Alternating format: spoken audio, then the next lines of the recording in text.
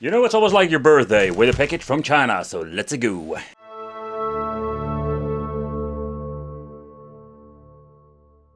Hey, welcome back to the channel. It's awesome that you're tuning in. So in today's video we are going to take a close look at these mini arcades. I've checked out all kinds of mini arcades, but this is one particular one I really like, simply because this thing is just so freaking cool to have in your collection. You can just display them or actually play on it. Yep, it's that good. But I picked up this new version and I'm really wondering, is there any improvement? Because they don't really state it on the box. The only thing I do notice at the beginning that there is a completely different print. It was also from a different store, different kind of colored box. So it's going to be interesting just to see what we're actually going to get. So what are we going to get inside? This thing has a built-in battery like the previous model. 156 games. I think there's nothing changed over here. No, 600 milliamp battery, 2.8 inch display, 16-bit video game system support, and this thing comes also with the option for 5 different variants. Let's see what I'm actually going to get. So first of all, when it comes to these mini arcades, I'm just a big fan of those things. It's just so fun to collect them all and sometimes just actually play on them. But in here we're going to get ourselves an AV out cable because we can just use this thing on the television. How freaking nuts is that? Then we're going to get a micro USB cable for charging it. The internal battery, they did remove it for transport and storage. That's great. I think they were the old, like the old Game Boy SP batteries. They're not the same quality. They're like looking a little bit cheaper. There's nothing stating. Is there anything stating how much milliamp they are? Yeah, they are. Yeah, they're having 1020 milliamp. Okay, so it's a little bit more than the packaging with the 600 milliamp. So in here we're just going to get ourselves the mini arcade, and I must say my first impression is that it is the same stuff that we have seen a couple of times. Underneath we're going to get these very nice rubberized pads. We're going to get also a 6-button layout that's configured for 6-bit or 16-bit. There's no micro switch joystick whatsoever. You have seen micro switch joysticks with those numbskull like mini arcades, reset, start, and there's no any indication what it actually is. So this is just what we're going to get, the on-off switch, micro USB and the AV out. So let's open it up and implement the battery. Okay, I'm curious if we can also use a normal battery in here, or is it only for the battery pack? Oh, we can actually use 3 normal batteries, AA. So that's kind of cool, to be honest. We do have the option if you want to. Okay. There is absolutely some juice in this thing. The speaker is at the back. And it goes quite loud. Volume control can be adjusted from the side. You can reach it fairly easy. Okay, very cool.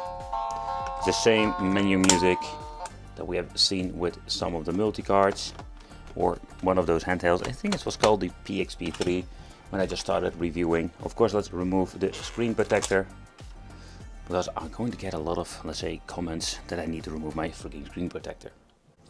Let's power on this bad boy. There we go. Let's shut off the frigging lights. There's still a little bit of a glare going on, so I think I need to remove more lighting. But the quality of the display is pretty good. When most of these things back in the day, especially the 8-bit ones, had a horrible display. It's not IPS, there's the differences, but it's still playable. Well, what is kind of cool that the thing even have a light up marquee or something like a light up marquee with a couple of LEDs at the back. Hey, they are trying to do something with this. For most of the time we're going to get all kind of weird looking games. This is kind of cool. So we're going to get the same amount of games and the same kind of games, I think, with the previous model. So they didn't implement new things in here. Comic Zone. There's even some homebrew stuff on here. Revenge of the Shinobi. And the game list is quite nice. 40, 50. Let's see if we're going to find some weird homebrew games on here. Monopoly, Eastward.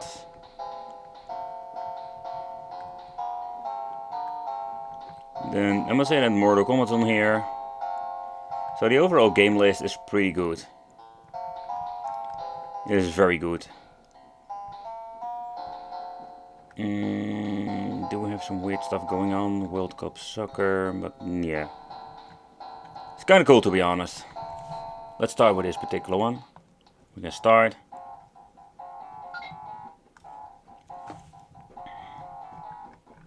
how we do a tiny hand going on. I still remember this game was made for PC and touchscreen. Oh, that's convenient. Purple, and there we go. Oh yeah.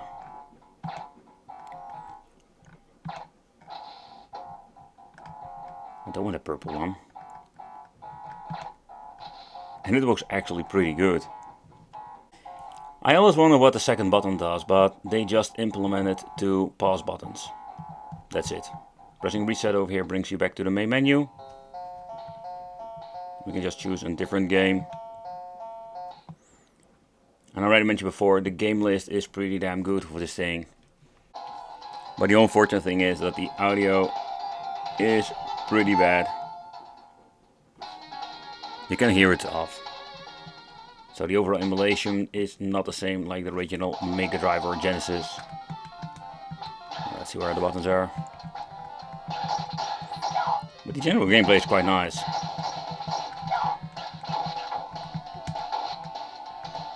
It's a lot of fun playing this. There we go.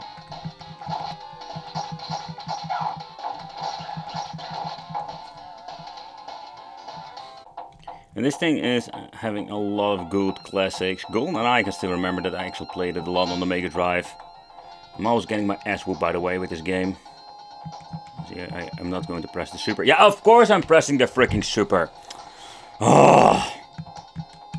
Okay, there we go. There we go. There we go. No, no, no. This is what I mean, man. This game is freaking brutal. One thing I also noticed that the audio is a little bit slower than normal. And I'm thinking they're using PAL games on the device itself. With, of course, the horrible audio. The volume itself cannot be controlled by the mini arcade over here. See, nothing is happening. So you just need to adjust it through the television. But it's actually pretty damn cool, and I wish in the future they add an HDMI functionality, or another feature is that we can actually play some different full 60 FPS games. Because this is actually looking great, but sounding awful.